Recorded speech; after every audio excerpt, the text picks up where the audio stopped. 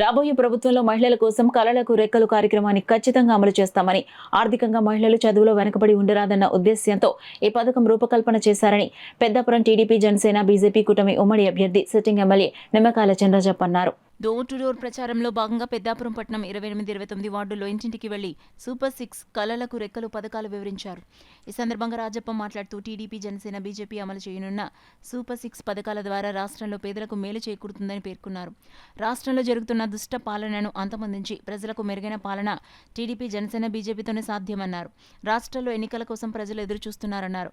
TDP, Janasena, BJP కూటమిని చూసి CM Jagan Reddy భయపడుతున్నారన్నారు. TDP అధినేత మాజీ సీఎం చంద్రబాబు అభివృద్ధి సాధ్యపడుతుందన్నారు. రానున్న సార్వత్రిక ఎన్నికల్లో టీడీపీ, జనసేన, బీజేపీ కూటమిని గెలిపించాలని రాజప్ప కోరారు.